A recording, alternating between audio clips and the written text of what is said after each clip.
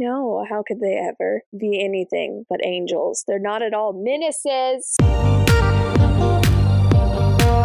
Hey, thank you for joining the Escape With Me Book Club. Escape with me, Sam Reiner. And me, Danielle. Into our most recent read, come with us as we evade reality and go into detail about a new book. We'll be covering the book from beginning to end, so there will be spoilers. Today we are going to London, England. Published June 20th, 2024, The Love of My Afterlife examines what it means to be human, what it means to find love, and what it means to live a fulfilling life. Delphi has gone out of her way to shield herself from any possible hurt. But when she finally dies, as we all do, she realizes just how empty her life is, especially when she meets her soulmate temporarily. Given the chance to find her love in the world of the living, Delphi realizes what it truly means to live and to love. Can she get the love of her life to kiss her before 10 days are up? Or will she find the meaning of life in something or someone else? Dun dun dun. Dun, dun, dun. So, a very quick about the author. Do you know anything about the author? Oh, zero. I don't even know if I've read any of her other books. I just really like this one. She has quite a few books, honestly. I was surprised how many she has. Well, and I might have, because I'm such a chaos reader, and especially with audiobooks, I don't even know. But I don't specifically think I've read any of hers.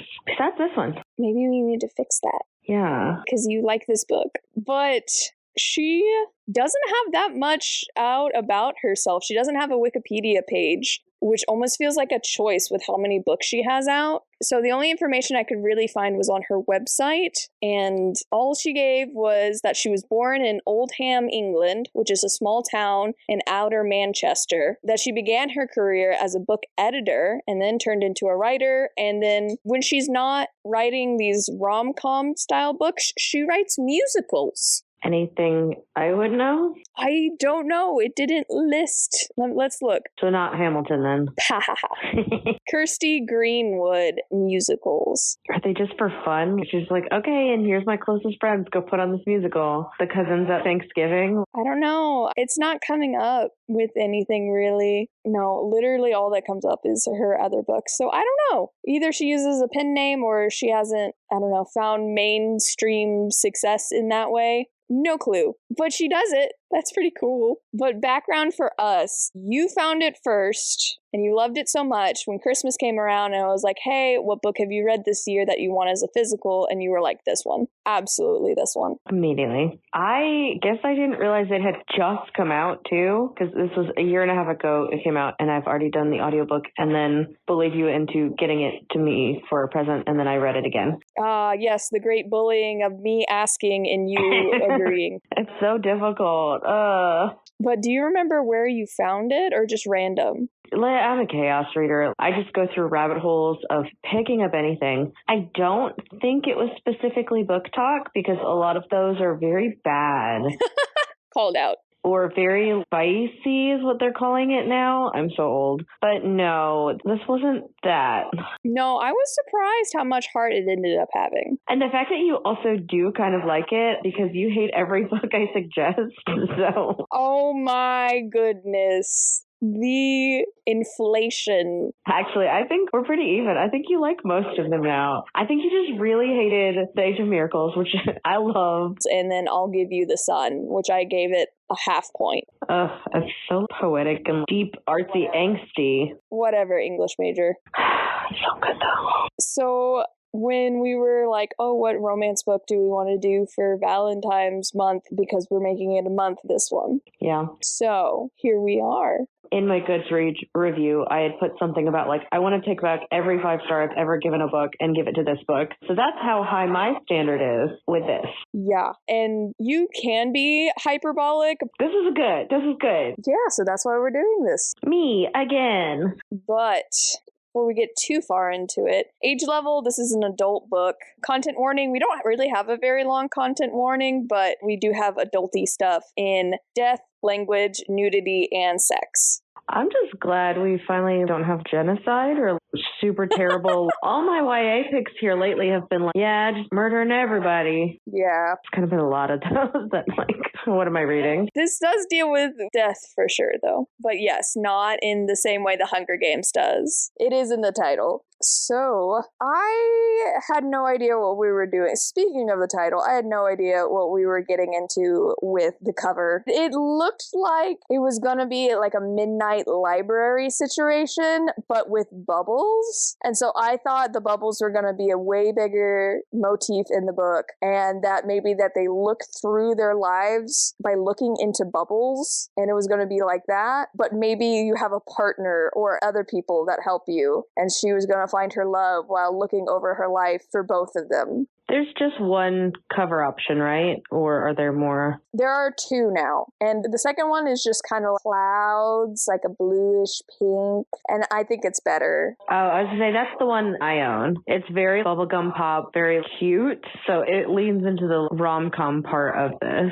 For me, yeah. Yeah. And so I think that does a much better job than the bubble cover. But yeah, so that's what I thought going in. You don't really sit there and like, oh, what is this book going to be about for your chaos reads? You're just like, hit play. Sometimes when I put it on my TBR, I will read the synopsis and actually do a tiny bit of the barest minimum of knowing what a book is about. But I judge a book by its cover so quick. I just instantly, I like a narrator's voice, I'll follow them. If the author slightly did a book I sort of liked, I'll do another one of theirs. If it's suggested to me by TikTok, Goodreads, literally Libby app will be like, oh, here's a few more that are similar. I'm in. I'm good. Let's go. So this one, I actually don't know if I knew going in anything either, which sounds about right because that's usually how I roll. That is how you end up reading the fourth book in a series and being confused why you don't understand what's going on.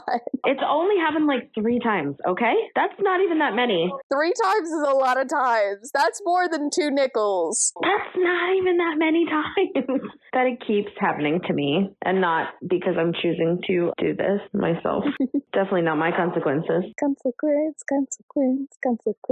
Okay, so obviously the book starts with her dead, and she ends up going to, and I'm going to use the American term, she goes up in a laundromat and then meets her afterlife therapist who's trying to help you with the transition into the next life. But okay, here's the thing. Can we talk about, before we get into any of the rom-com nonsense, can we talk about like the cosmos of this concept? Because she ends up going to Evermore, which we never get to see or hear or learn about Evermore in any sort of way. But then there's other ones, like there's a Nevermore, and then there's like another one, and there's a bunch of them. And so she makes the threat at one point, oh, if you don't do the thing, you'll be kicked out of Evermore, and you'll have to go to one of the other afterlives. And my only thought was, what is Evermore? How do we even know we want to stay in Evermore? Is Evermore like you go to the forest and you listen to Taylor Swift's album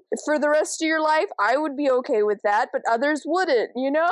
Well, and the fact that it starts at a laundromat, because Merritt, the therapist, just like, oh, it's so comforting. To who, girl? Who do you think this is chilling out? Oh, I went there with my grandmother and I would watch the laundry, and it was so comforting that I decided to make my lobby Not when I'm dead, girl. a laundromat. I also don't understand. You know what really soothes people? Laundry. Yeah. I mean, the inevitability and the circle of life going on is a reach, but there's some logic in there somewhere. Maybe. It's a reaching. I'm convinced Merritt is the actual villain of this book. It's a whole thing. Yeah, it turns around in the end a little bit, but villains can have family and still be villains. Anyway, we get a Little Mermaid situation, kinda, where for like the briefest of moments she meets a guy and she thinks they click emotionally, and then the deal is, oh, you have X amount of time for him to kiss you, so enter bad consequence. It's so funny. He was getting a root canal or some kind of something, like he was put under, and so he technically died for a couple minutes, which I don't know why I thought this was so funny, because I don't know, you hear about people having surgery and stuff and they have crazy dreams. Okay, obviously they're not going to a laundromat, but I don't know, maybe they were going to a laundromat and it was like they were dead. It was so funny. We haven't even gotten to the rom-com stuff. You're just already beginning with the giggles. God, it's such a cute book. So, yes, she's gonna go back. She has 10 days to kiss him, or Merritt is starting this It's like such a good, stupid plot. She's starting Tinder, but for the afterlife. And if Delphi doesn't succeed at getting this guy to kiss her, then she has to be the test subject. And I'm just saying, after reading this book, I don't think she would be good at it. I think she'd be bad.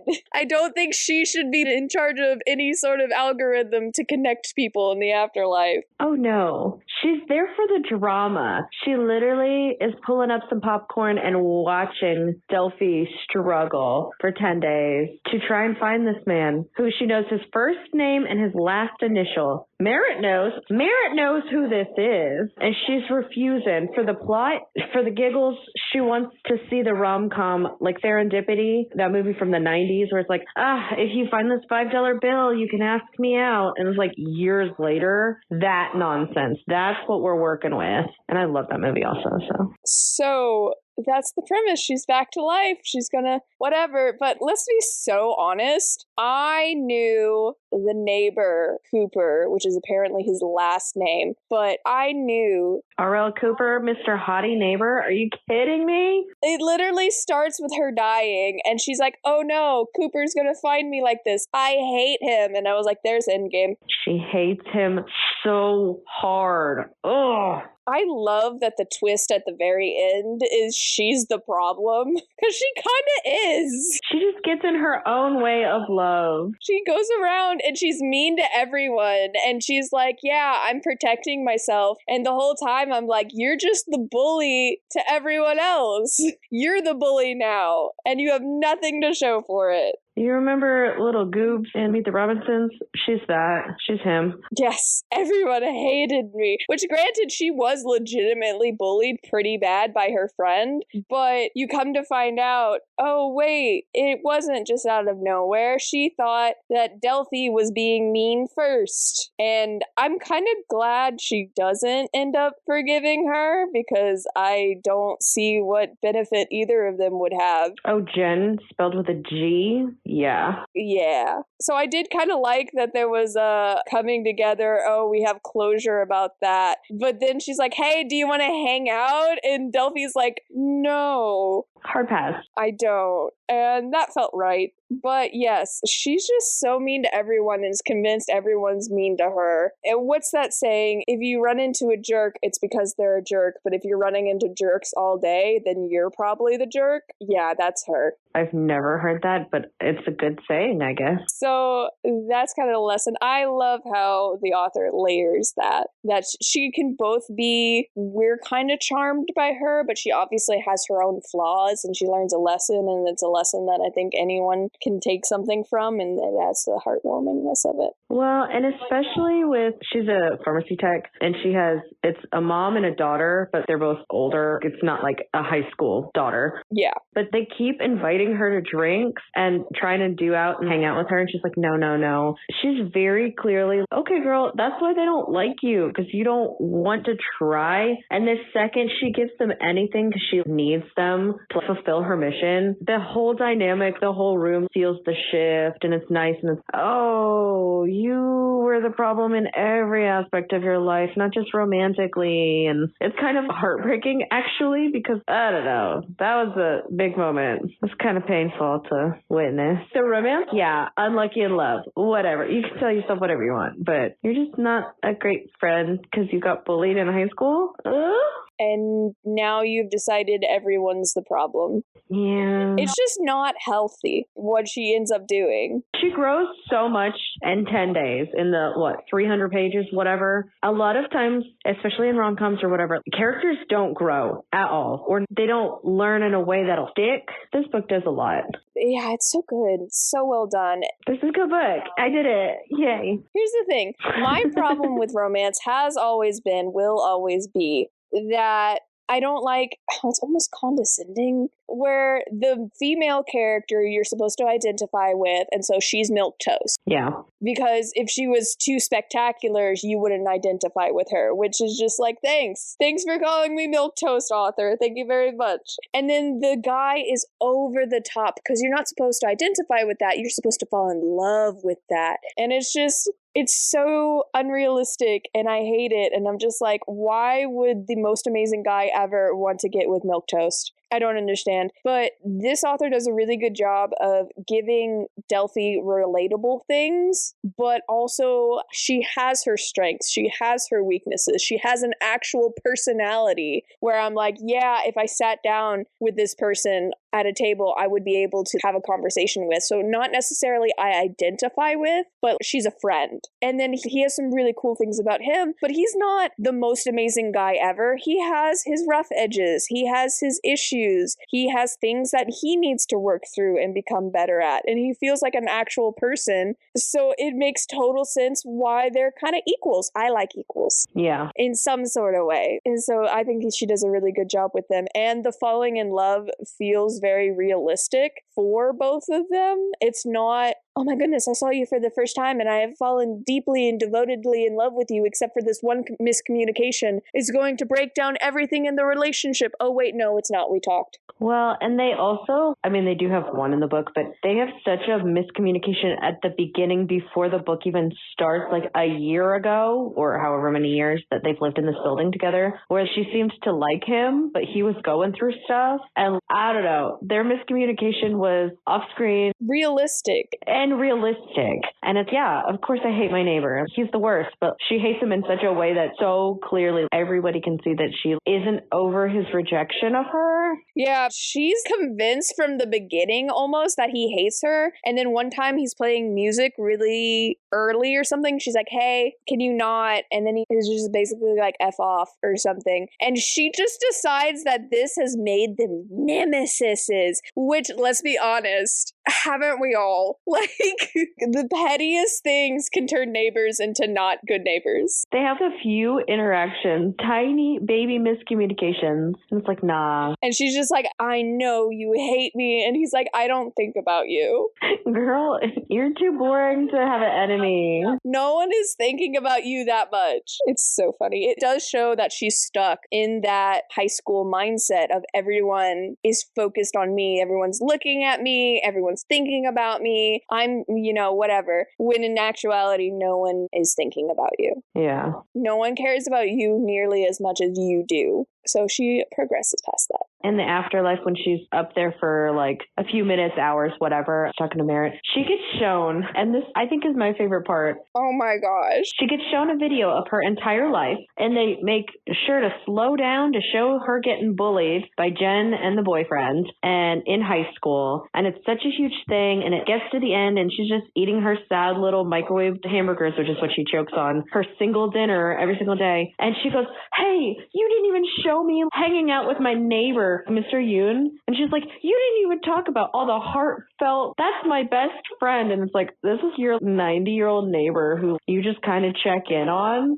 And make breakfast every morning. Yeah. Which it should have gotten a little bit of screen time, I agree. But yeah. It's very cute. But she's like, I have a life. And it's like, oh, honey. So she's been stuck in this rut for, 10 years, however long she's been out of high school. And her mom sucks. And she had a high school bully and has this made-up arch-enemy neighbor. And she has an old guy neighbor that she takes care of. And that's her life for years. Yep, and that's it. The video. It's my favorite part, I think. She gets up, she goes to work, she goes home, she watches TV. That's it. She makes dinner for her neighbor. So, we haven't even talked about Jonah yet. Oh, yeah, that's one of her soulmates. Which also, can we talk about, she's like, oh, that's my soulmate. And Merritt's like, yeah, you have 6 potential soulmates. And then for the rest of the book, Delphi is confused how she can be a soulmate with Jonah and Cooper. That never comes up ever again. It's just thrown out there. Oh yeah, everyone has 6 soulmates on Earth at one time, or potential soulmates.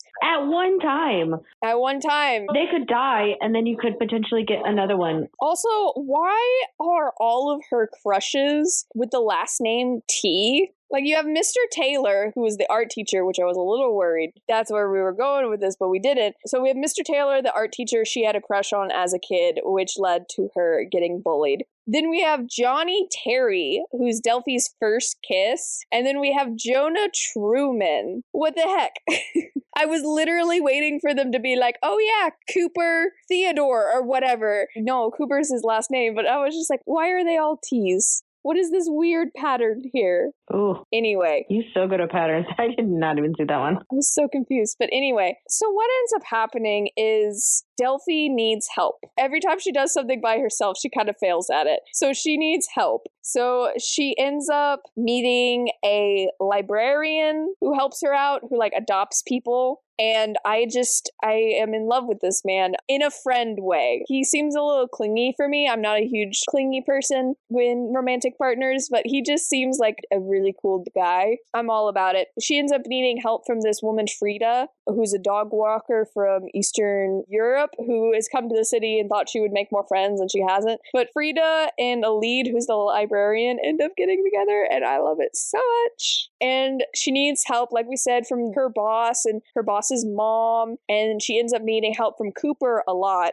Huh, how convenient. Cooper's in IT, and he used to write crime novels. So of course he can hack the internet. He doesn't hack anything, but you get my point, where I'm just like, of course Cooper could just magically find all this information about Jonah. Yeah, duh. Don't you know? Computer things. I do like that she doesn't quite know what his job is either. She's just like, yeah, but he was on the computer a lot. You don't know what he's doing. He could do anything, work from home, and just have a computer. Yeah. I mean, he is in the IT, and then she eventually finds out that he's a sort of famous, obviously because the librarian knows him or spots him or whatever, calls him out on it, a kind of famous crime writer. And so he has a few ins with the police or a database or something. I don't know. She's not sure either. We never really get a solid anything. She's not sure either. We don't know. Which I think is a really strong point, because I keep saying, authors, if you don't know what you're talking about, just make it really vague. Yeah. I'm okay with that. Just make it super vague, like this. Like, how does he do it? I don't know. He just comes to my house and he has all this information. He just gave me a piece of paper with some names on it, and I followed those leads. But she doesn't know, and it's fine, and it doesn't get mansplained to her, and it's just, okay, I did these things. Here we go. So many authors really pigeonhole themselves because they will actually do research, which is great, and you should. But then it's too much about the thing and not about just getting on with it. Or they'll do so less that it's okay, but you're just making stuff up. But they try to make it seem like they know what they're doing, and it's like, no, do what this author did. It's done in a good way. It's done in a good way. So in addition, which if we had like a Danielle bingo card. Yay! As we were going, I was like, check, check, check. We of course have some fake dating, which we know you love. Cooper needs a fake girlfriend because they're gonna try to set him up with the neighbor girl that he doesn't like. And so instead, he's just gonna fake that she's his girlfriend. Logic? I love Cooper so much. He's so cute. I'm literally giddy. No, it was so dumb. Because one of the favors was, hey, I need to take a picture with you. And she's so hesitant, as you should be, women. Don't let strange men just take pictures of you. And so their little banter is adorable. But then he's like, hey, my mom thinks we're dating because I sent her that picture of you. So now you have to come to family functions. And I love it so much. The fake dating trope is not always done in a way that it's like, yeah, she is being not blackmailed because it's trading services. Like, hey, be my fake girlfriend. Here is a crime log on some people that you need. I don't know. It feels more even because I've read a lot of rom-coms that are so far-fetched in how did we get here. It's not beneficial for both. And to be fair, she does do a little bit more for him than he does for her, but she's on a time crunch and she needed that information fast.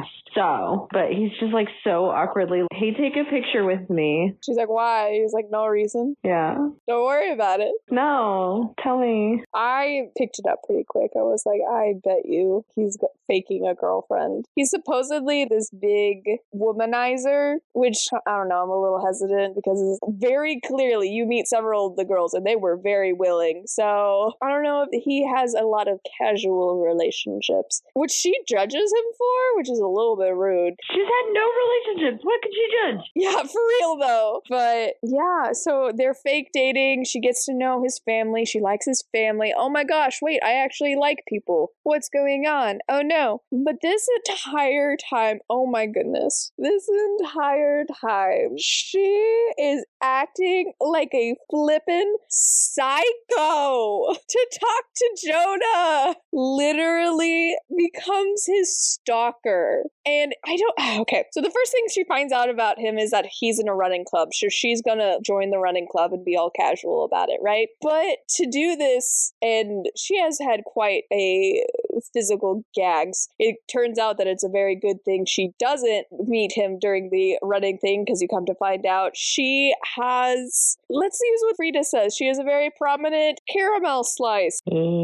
Just on display, which is pretty awkward, especially for British people. Well, she's never run before, so she grabbed some random clothes her mom had left behind, and it's setting up for failure, but she thinks she's hot stuff because her mom is hot. Yeah. She's not ugly or any kind of thing, but the hot stuff runners, it's more of a thing. It's literally, she's like, yeah, they keep staring at me. Oh, I must be so hot right now. Can't wait to run into Jonah. It's literally because of that. Yep. Looking at her. Yeah. It's a good gag. It's so good. So. She does not run into Jonah at the running club, by the way. She doesn't run into Jonah, but the way she tries to run into Jonah is she sees him, she's trying to run to catch up, and she's going, Jonah, Jonah, Jonah. You have never met this person in your life. Why do you know his name? I thought this was supposed to be cute, casual. Hey, I joined the running club. Oh my gosh, it's so nice to meet you. We should get coffee or something. Playing it cool. No. And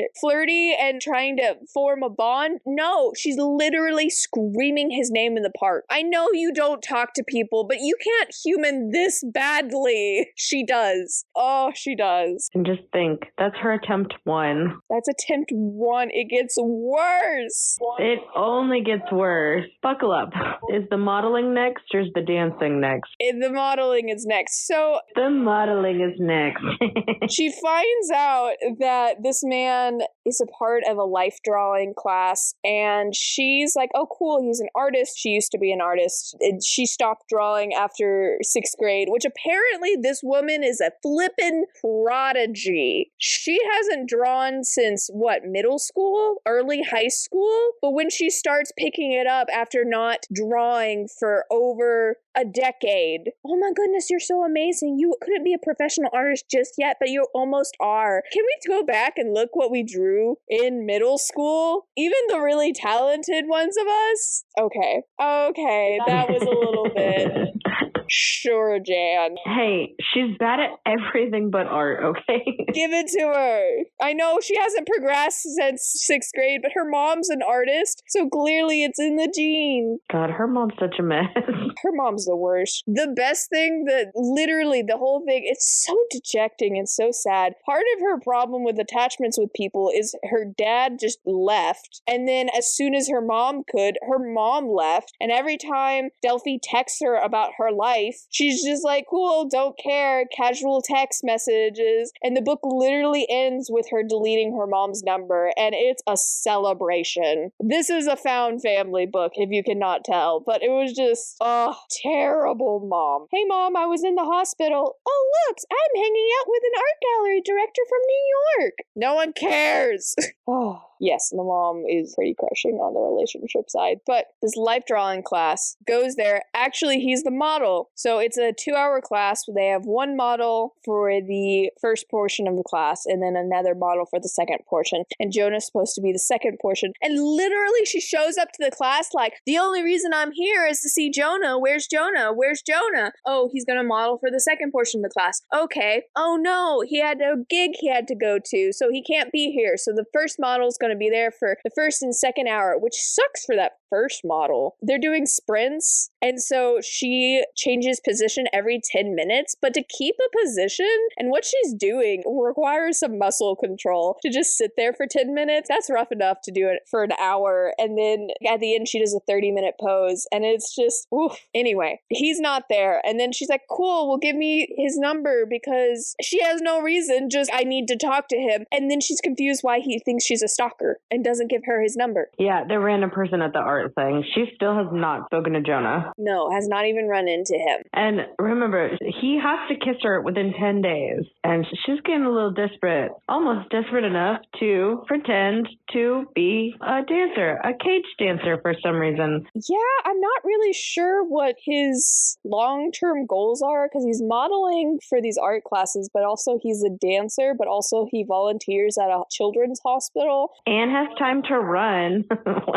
At 6 a.m. Yeah, so I'm not really sure what his long-term goals are, but he's living life. He's got a lot of friends. He's got a new girlfriend, you come to find out, which is a little bit crushing. It's a whole thing. It's just, she's such a freaking stalker. You don't know Jonah. You do not know Jonah. You met him when he was knocked out for a dental surgery for 30 minutes, if that. Stop saying you know Jonah and the only reason you want to get his number is because you need to talk to him. You sound insane. Yeah, she should have come up with a better lie to tell strangers, because what she tells Cooper is that she was just having sex with him all over the town and has an STD that she has to notify him of. It's so funny. But that's what she tells the person she wants to keep talking to and being a friend-enemy thing. But to all these strangers, she can't come up with a single lie that's worth even telling. She just babbles and is very clearly insane. Nobody knows about the time crunch. Nobody knows that she's going to die again and go back to the afterlife and also have to be on dead Tinder. They don't know why she's being so pushy. She could have worked on any line, literally anything, hey, I don't know, I know his cousin or so, I don't know, literally other things. Well, but here's the thing. The one line she comes up with is Cooper being first of all, she claims she's and him were dating and hooked up all over town, literally direct quote. And he's like, cool, then why don't you have his number? Why can't you get to him? Why don't you know his last name? And she's like, oh, well, he's like, oh, he ghosted you? And she's like, no, he didn't ghost me. I need to talk to him because I got an STD and I have to let him know. Which, first of all, does not prove he didn't ghost you. That makes it sound even more like he ghosted you and now you have to tell him the thing. But are you kidding me? Yeah, it was a panic. She sees a poster in the pharmacy window and is like, oh, I have an STD and that's why I have to talk to him. So she's also not good at lines. But maybe if she had sat there and thought about it, it would have been better than trying to come up with something off the top of her head. No. No, she's not good at thinking things all the way through. She's not good at thinking. Let's just stop there. She is not good at thinking. Hey, that's why she likes routines. She didn't have to do any thinking and she picked out the same 2 outfits every single day and ate the same breakfast and did the same thing for 10 years. Definitely was no brain engagement there, no. No, she did good. So she goes to this party where he's supposed to be a dancer. Frida is still with her, by the way. She's been with her this entire day. This is just a random girl she met also. Yeah, and Frida just decides to randomly wear a flower crown that day because she has a crush on the life arts teacher. There was a poster in the park and she saw him. She's like, oh my gosh, he's so cute. And then goes and she's like, I actually don't like his personality. So she has this flower crown and it's a good thing because when they go to the party, the dancers have flower crowns. This is the most unrealistic scene in the entire book. They end up being like, oh yeah, we're totally dancers to get into this thing free. And the only dance she knows is the hand jive dance from Greece. She's not 80 years old, guys. What? And then everyone loves it and thinks she's a great dancer. No. This is those delusional goggles that she puts on herself to think that everybody... Have you seen the hand jive? It's camp for 1970s, let alone... whatever the heck this is. Have you seen the hand jive dance? It's not, oh my gosh. Anyway, she does the hand jive, which doesn't really state whether she's doing the John Travolta part or the Sandy part. I'm betting it's the John Travolta part. Whatever, it's amazing or whatever. Anyway, turns out Jonah was the dancers that they replaced and he had to go because he had to go volunteer at a children's hospital. And I was thoroughly expecting her to go chase him down at this children's hospital. She doesn't. She's so tired from all the good dancing. My gosh. I can't. This whole time, freaking Merritt keeps texting her or writing messages on mirrors in lipstick or writing her notes and being like, you're not doing good. You only have a couple of days. Why aren't you doing better? Wow. Merritt, love that you're here and reminding us you're a character. Oh, well. And then the one time that Delphi actually asked for legit help, she's like, don't you remember? I wasn't supposed to send you back. This was just kind of like a hee-hee. Whatever. I believe in love thing. You're my entertainment. She's very, very thorough about that. Mm-hmm. Speaking of Merritt, there was a jazz bar thing where she found out that he was tagged in this weekly theater event at a piano bar, so she goes there and Jonah isn't there, but Merritt insists that she sings all that jazz for the crowd, and she's like, yeah, everyone knows all that jazz. Even if you haven't heard it, you totally know it. No, it's not a cultural difference. That musical is also from the 1970s. Was her mom really into it? It's so weird that these are the two references. From the late 1970s, yeah. She doesn't have any pop culture, really. It's just these two things. Except for these 70s. And supposedly all she watches is true crime. So I have no idea why late 70s musical movies are just in her brain. Okay. This woman is supposedly 27 in the year 2024. So she was born in 1997. Okay. But yeah, this is what I mean. She gets up there, she sees someone that she thinks is Jen. It's not Jen. And so she just ends up fleeing home, which I'm kind of down for. I was worried they were going to be like, and she was an amazing singer for no reason whatsoever. She's not. She sucks. After she was just so good at art. Well, this was before the art contest. This was the very first attempt she made to find Jonah. So she goes on that fake date, right? And then this mom does this really weird thing where she goes out of her way to be like, oh my goodness, you're not his normal type. And that's such a weird thing to say to Delphi. Honestly, how is Delphi supposed to respond to that? You're dating a guy, you meet his family for the first time, and the mom goes, oh, you're not his normal type. His normal type is fashionable Wednesday. Legitimately, how was the mom expecting her to respond to that piece of information? Because that either means you're not his normal type, so you're not going to stay around, or you're not his normal type, so I think it'll work or something. But either way, it's just awkward. What a weird thing to say. That's such a weird thing to say. Oh, and also he has a dead sister. We're just going to give you all the lore dumping on Cooper, because, you know, Cooper's not going to say anything. He's too hot and brooding. Delphi is obsessed with comparing him to Timothy Chalamet. So your mileage may vary on that. But yeah, here's a complete lore dump on Cooper. Here you go. Trauma! Also, Delphi ends up lying that her hobbies include poetry and crochet. Once again, being put on the spot and being terrible at it. I really thought that was going to come up, but it doesn't. And she ends up, okay, oh my goodness. The secondhand embarrassment that this book gives, the amount of cringe. She says she's into poetry. Her family are like, oh my goodness, we're also in. Please immediately speak a poem, which there are varying levels to a hobby. She can be like, oh, I don't have one memorized. Normal people don't have poetry memorized. But instead of saying that, she decides to speak the lyrics of a Will Smith song? Hey, that was the only choice she was given in her brain. I see nothing wrong. That's a poem. This man who was popular in the late 90s and early 2000s, you were but a wee lass. We got out of the 70s, didn't we? We got out of the 70s. That is fair. I do love that Cooper plays along. It's like, oh yes, it's a modern poet. I believe his name is William Smith. Cooper's the real one. Are you kidding me? Jonah would never. She also ends up quoting another Will Smith song later.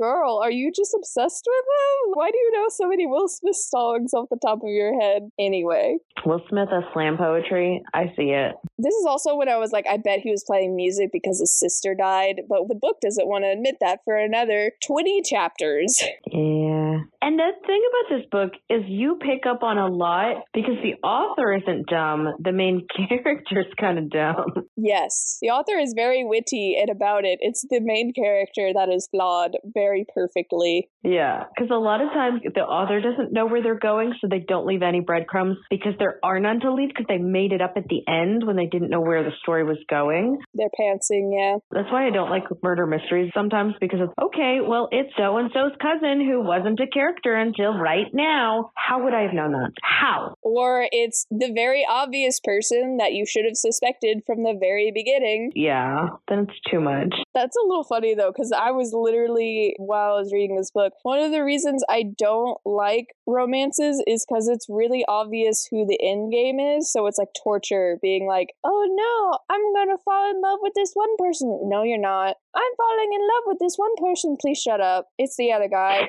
Oh my goodness, it's the other guy. I know. I've known since chapter 1. And so what I end up actually doing is shipping the side characters. Justice for glasses.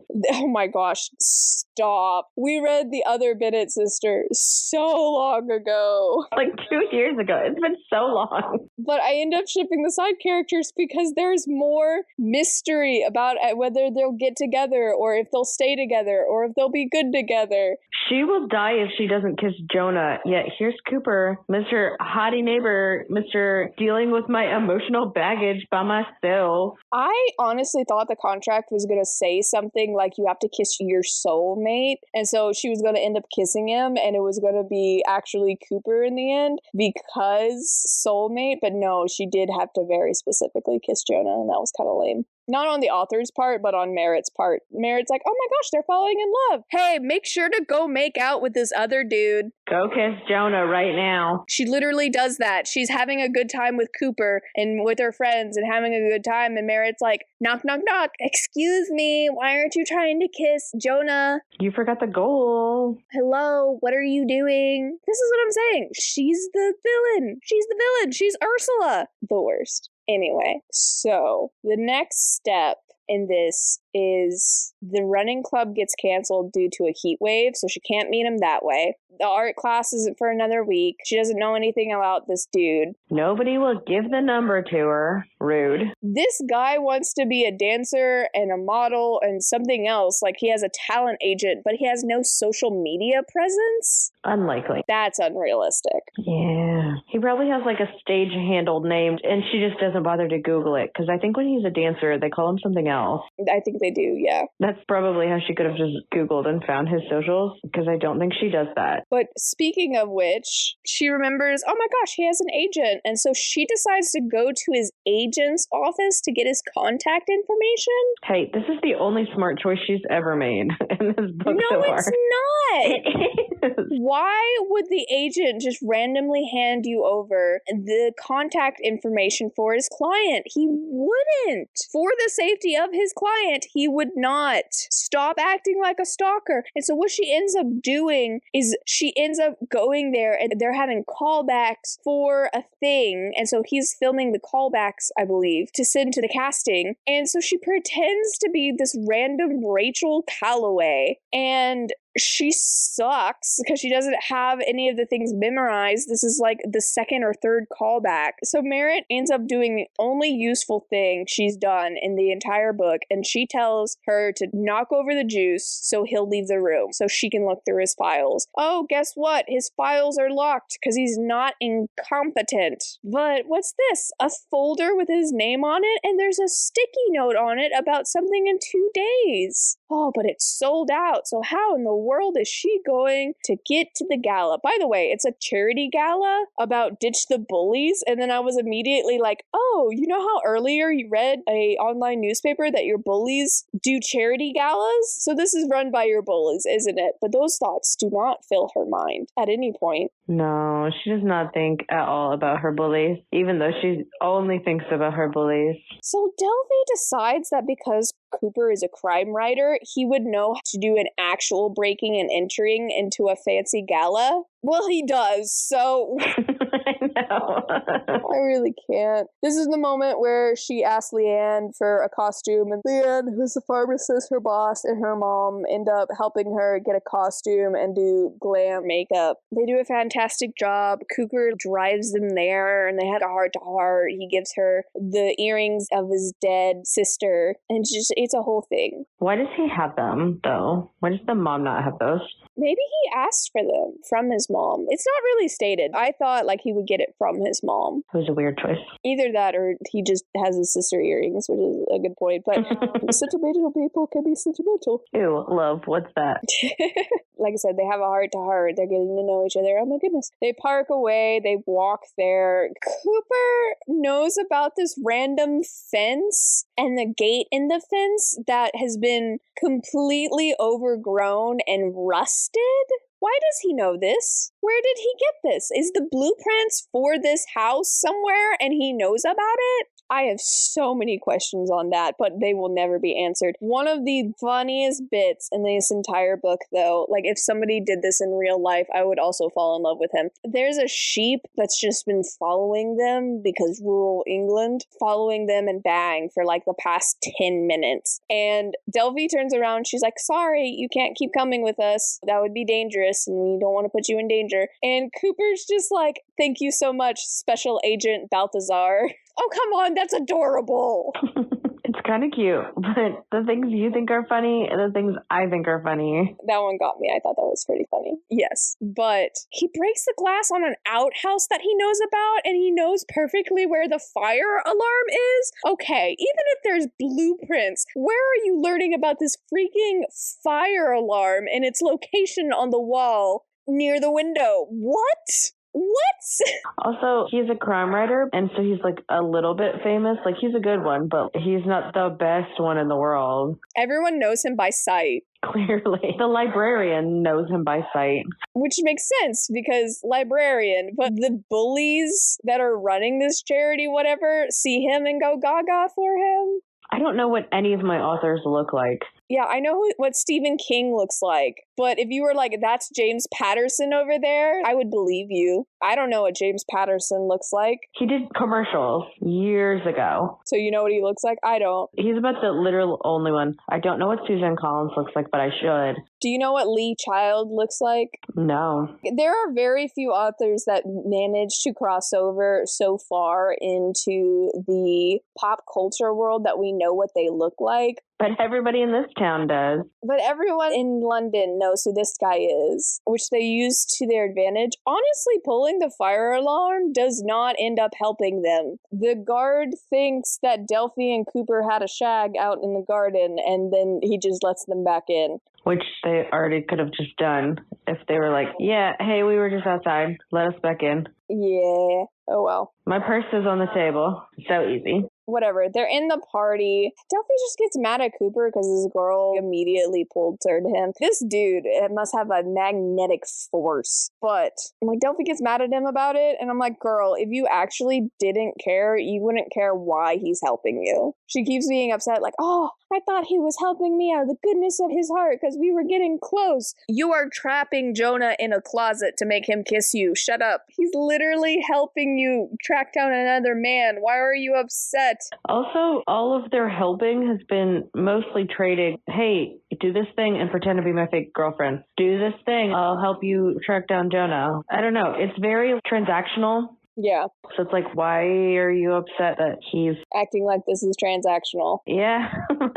Because obviously we know who's endgame, hopefully. Yes, it's very, very obvious. Especially at this point, it's very obvious. Yeah. But that being said, she realizes Jen, with a G, is the one hosting the event, and Jen gives a story about how she was bullied in high school, and so now she cares about bullying. And Delphi just gets pissed off and immediately assumes Jen takes Delphi's story and made it her own, which it does end up kind of looking like at the end that she did do that. But in keeping with the theme that Delphi has no brain cells and is bad at people, I thought it was going to be the twist of, oh, Jin was also bullied. It is possible that Jin bullied Delphi and that Jin was bullied. Both of these things can be true at the same time, especially since Delphi became a bully of her own. Oh, wow. But it's not. Jin sucks. Jin does suck. And then Delphi makes a scene and then throws champagne in Jin's face. And I'm surprised she wasn't taken immediately out of the party. No, she sees Jonah in the crowd and somehow convinces him to go into a supply closet with her. Hey, he also has 2 brain cells, okay? He really does come across as super dense. They would have been perfect together if she didn't start evolving as a human. If you just stayed where you were, it would have been perfect. Microwave choking on a hamburger, Delphi and Jonah. We're so cute. From 4 days ago, soulmates. If we had met 4 days ago, it would have been perfect. But now I've grown.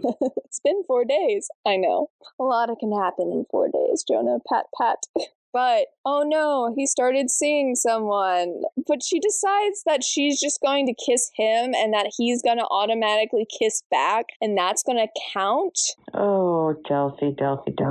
You really suck at basic instructions. How many times has she said and texted that he has to kiss you? Anyway, she ends up kissing him and there's no spark because, yeah, you're acting like a psycho. You don't know this man. You have no reason to know him or kiss him. Besides the fact that when high on medication, he thought you were attractive and then you were like, well, clearly that's all I need. The slightest amount of positive attention. Anyway, she just yells at him to kiss her. And it goes as well as you think it would. Makes a big scene. He runs away. Jin confronts her. Jin is like, I don't even remember who you are, which I didn't completely believe because they were childhood best friends for so long, but I thought that was going to be an example of the tree remembers what the axe forgets. She was mean to so many people, she like doesn't even remember that, or it was such a blip on her radar because that was just like a Tuesday for her. Anyway, Cooper pulls Delphi away. They're walking to the car, and oh my gosh, a thunderstorm opens up.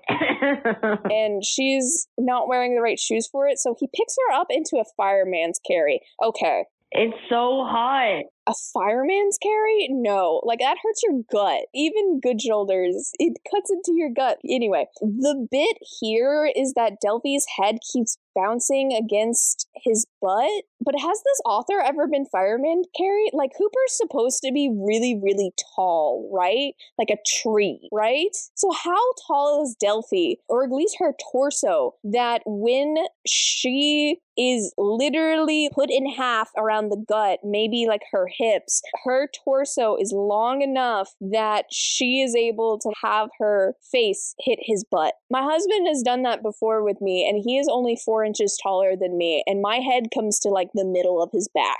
What?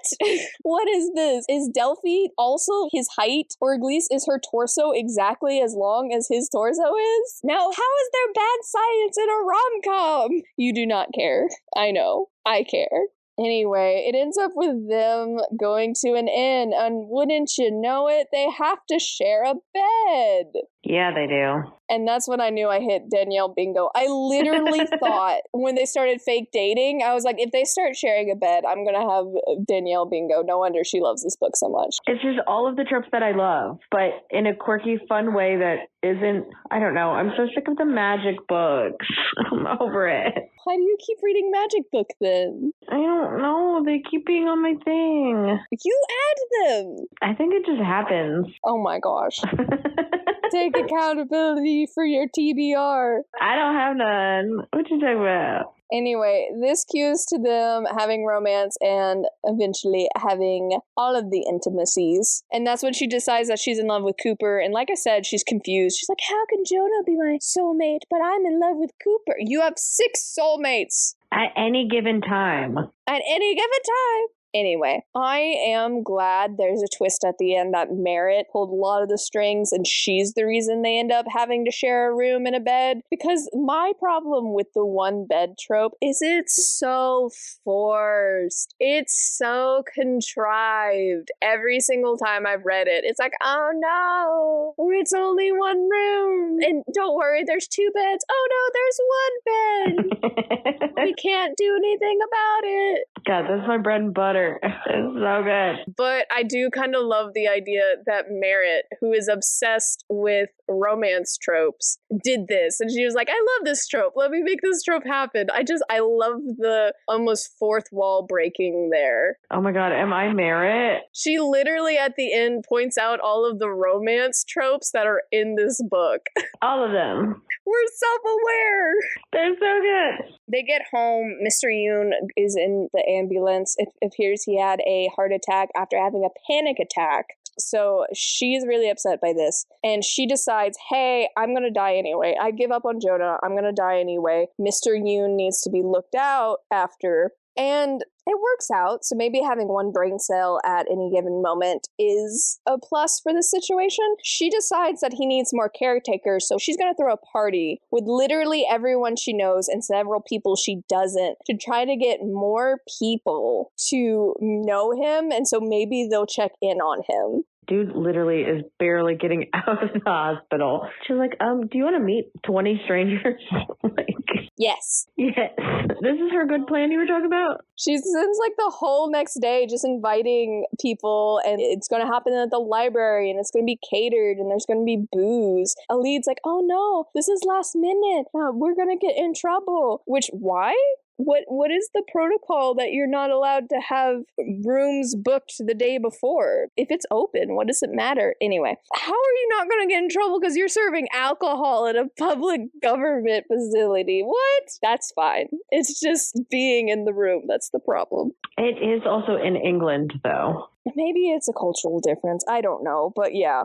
I also don't know. I'm just saying. That did not seem like a concern at all to anybody involved. No. So maybe it's not. There is a really good quote here, though. It gets super deep. Cooper asks her out on a real date, and then there's a quote where Delphi's thinking to herself about her life, and she says, quote, I might not have much choice in how long I stay alive, but I do have some say in how much life I can pack into the days I have left, how much happiness I can experience. I have zero to lose now. Oh my goodness, that's so freaking deep. I have read so many, I don't even know what genre. I hate my life, but oh wait, maybe it's good and I'm the problem. But we have to go on a mythical trip where I read books and see my other lives, or I get a cat, or whatever it is. I've read so many of them, but that is so deep and I was not expecting it from this book. This rom-com of a book has such a really good paragraph there, because that's so true for us. We don't know how long we have left, but we can choose how much life we live in the time we have left. Oh my gosh, it was so good. Don't just get into the patterns of the everyday living. Go out, and the media you consume is not how you live your life. It's the people and the connections you make, because we're social creatures. It is a whole thing. It's so good. This book had no right being this philosophical and deep, but it did it really well. It's so cheesy, but it's so true. It's so true. And it hits you at such a spot in this book where, no, she's giving up. She had one mission that she was so goal-focused on that. And she's like, you know what? I don't care. I'll die.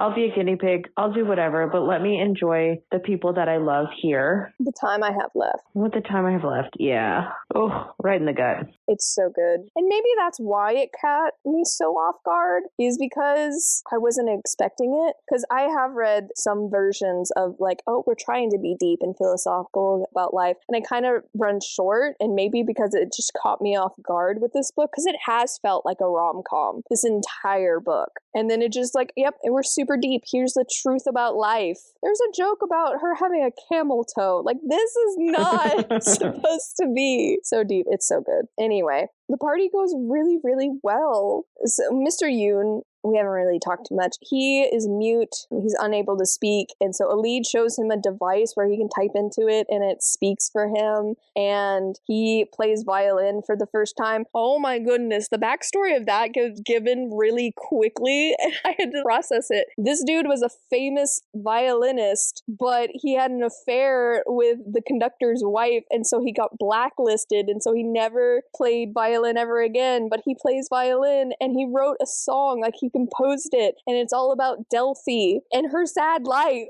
because they became friends because he learned it was her birthday, but no one was giving her any sort of attention. And so he made her a birthday card. And he's the only one who did because her parents are terrible. Ugh. Mr. Yoon. This book has so many characters, and a few of them are a lot. Like the librarian, honestly, if you met him in person, it would take a minute to be his friend. Yeah, he would be a lot. He's very much an extrovert. He's an extrovert's extrovert. Frida, I would love immediately. Oh, I would love her immediately. But Mr. Yoon, yes, best character. Yeah. I mean, besides the two, like, bullies, and honestly, I don't care that much about Jonah's love life, but everybody else, all of her found family and her coworkers and stuff. Even their mean downstairs neighbor, which, by the way, I now ship Mrs. Ehrenstein and Mr. Yoon because of the party. Maybe there'll be a sequel. But no, I would read a book about literally any of these side characters. Yes. And that doesn't always happen. Usually there's one that really stands out and you're like, okay, that's the quirky best friend or that's a whoever.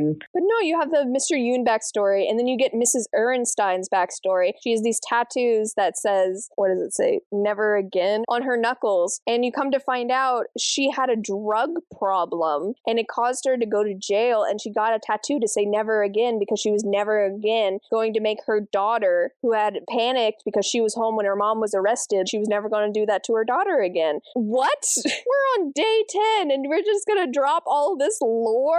Oh. You just literally know what anybody else is going through, and I think that's a small part of this book. Oh wait, I assumed horrible things about these people, but wait, they're humans. Mm-hmm. It is part of her growth. This book has no right being this good. I told you. It just checked every box. Yeah. But in the middle of this party, everything's going really, really well. It's wonderful and it's great. Merritt texts to say that why isn't she trying to get with Jonah? She is the villain. You cannot convince me otherwise. She's literally the antagonist of this book. Oh, I thought the antagonist was Time. No, it's Merritt. But for whatever reason, this makes Delphi decide that she's going to keep on living, so she's going to find Jonah. And she ends up going to Jen's house to ask for his address, and Jen gives it to her. Okay, Jen owed her a lot more than this, as weird as she's being. Yeah, but she's being a bad friend to Jonah. She's not a good friend. This girl trapped him into a closet and then started running after him into the ballroom, screaming at him to kiss her. Jen. Yeah. Of all the times to be rude, that would be the time, but whatever. Jen's not a good friend. She don't care. She's not a good friend to anyone, facts. She has less than an hour left, so she convinces Cooper to drive her there, and they end up getting into an accident, and they both end up dying. Except at the last second, oh no, Jonah runs out of his house and gives her CPR, so it counts as a kiss? I don't know if that should count. Maybe by the letter of the law, but that is not the spirit of the contract, but whatever. Merritt does not care.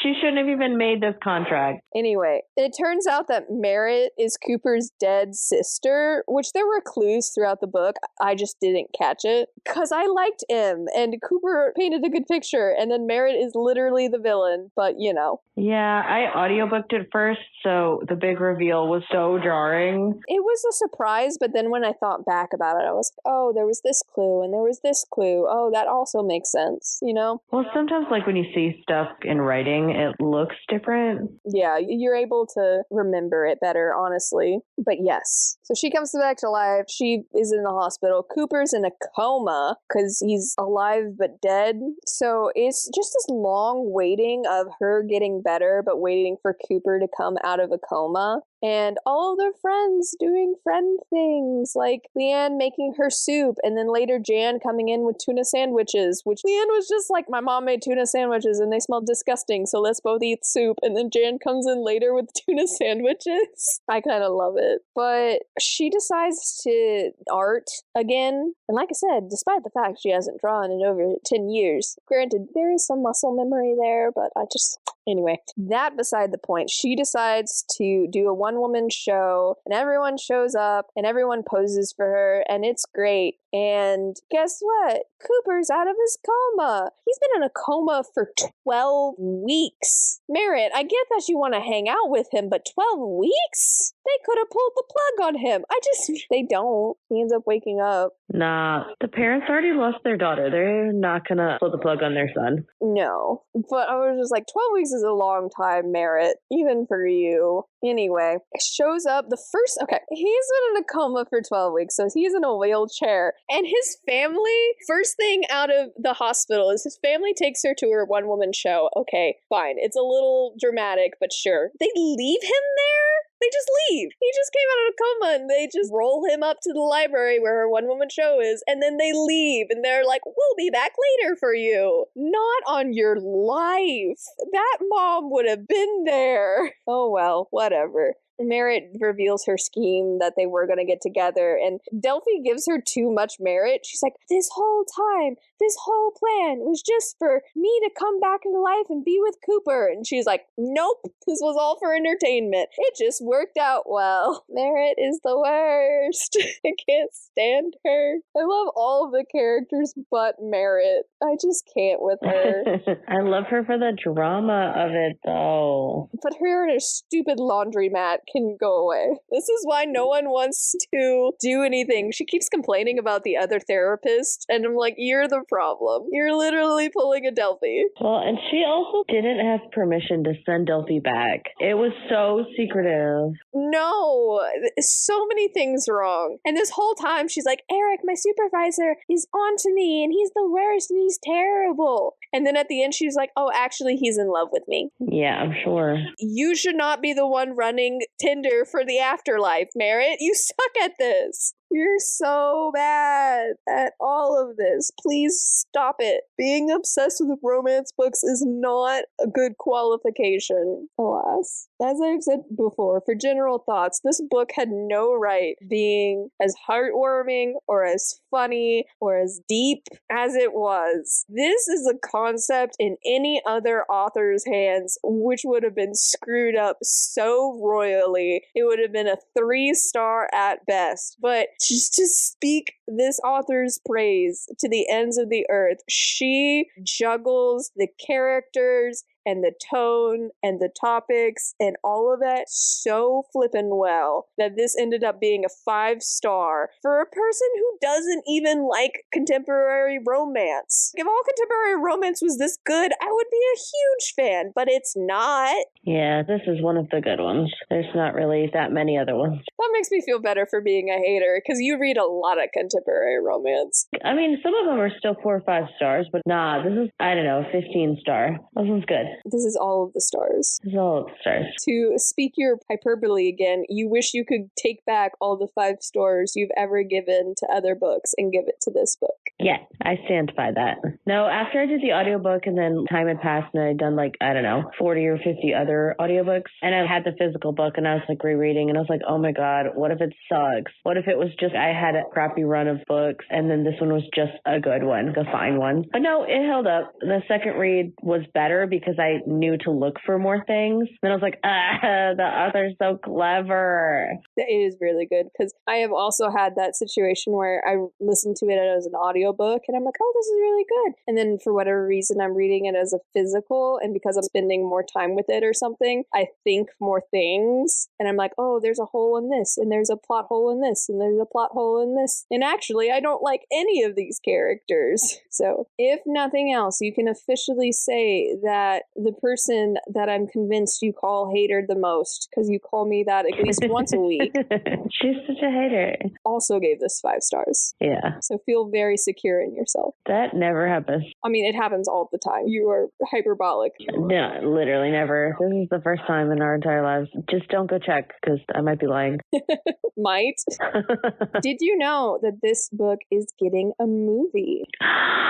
No, but after that Eternity movie looked really good, I'm kind of hoping Afterlife movies and TV shows pick back up again because they kind of had a small run. Yeah, Hollywood definitely has waves. Yeah, so I'm kind of hoping this is the start of it. Oh, that's so exciting. But yes, this is becoming a movie. Did they just get announced or have they already cast anything? I think they just finished writing the screenplay.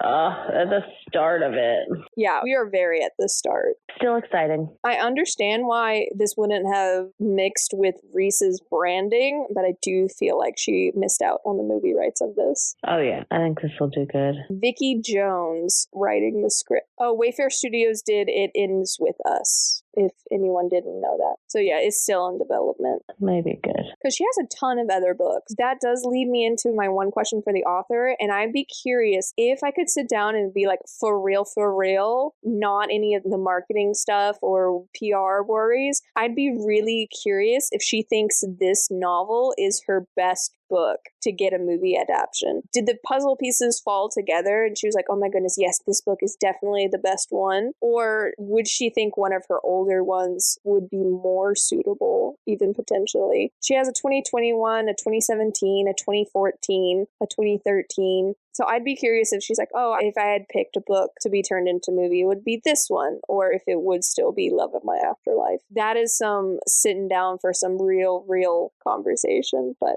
it'd be a cool it. Honestly, I would just love to see some of these side characters have their own story. Would that be a potential thing? Merritt with her chaos actually starting that dead Tinder? We're doing it again. Yeah. Supposedly you can do it only once, but I don't know if she was lying or not, honestly.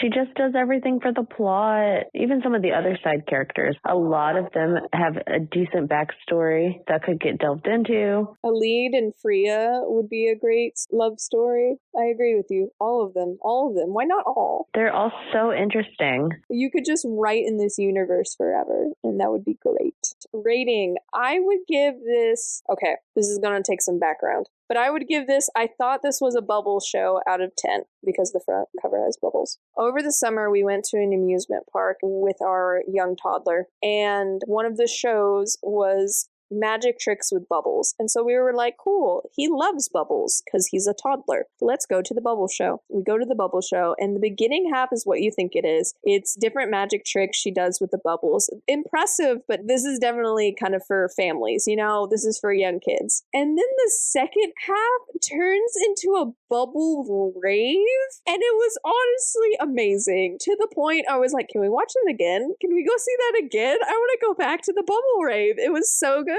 And so that show had no right being as good as it was, and this book had no right being as good as it is, but it is, and I'm so glad about it. So yes, I thought this was a bubble show out of 10. I'm gonna give this all the 5 stars in the entire world out of 10. The end. Because it's great. The entire Milky Way galaxy out of 10. Yes, all the 5 stars, even in the afterlife, out of 10. Just love. Yeah, I've recommended it to so many people. Starting my own book club out of 10 just to make people read this book. It's just this book. Every month, it's just this book. I know. Hey, eventually we can do the book, the audiobook, the movie. The movie? Yeah, by then. We can get it all. We can do Pictionary about it. That's so funny. Read again. You will. Always.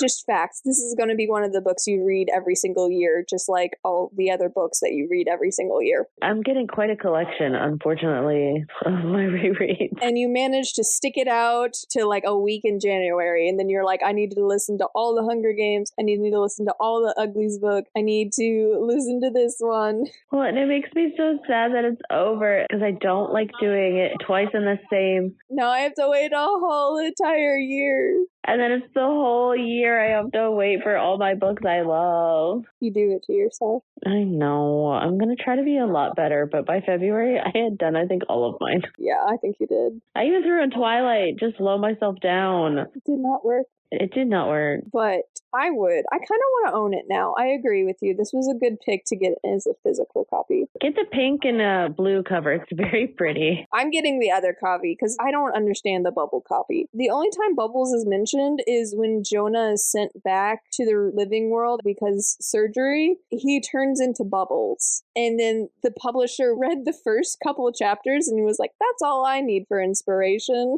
Yeah. But yes, I agree with you. I like it. I think this is very good. I added it to my favorites list. Yay! But have you read this book? What's the best library event you've ever attended? I've heard there's library galas.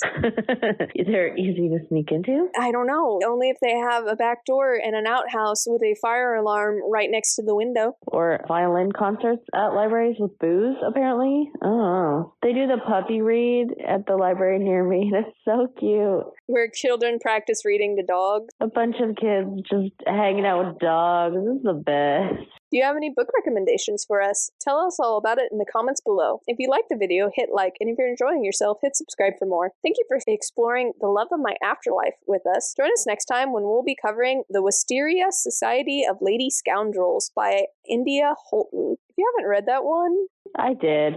You did? Yeah. Okay. It just had a similar energy to this, so I'm like, if you haven't read it, I feel like you should. Yeah. No, that one was pretty good. I'm Sam Reiner. Oh, and I'm Danielle. And we hope to see you and a friend here next time. Escape With Me Book Club is a Lunar Skulk production. Check us out on Facebook, Instagram, or TikTok to keep up to date with us. Lunar_SKULK.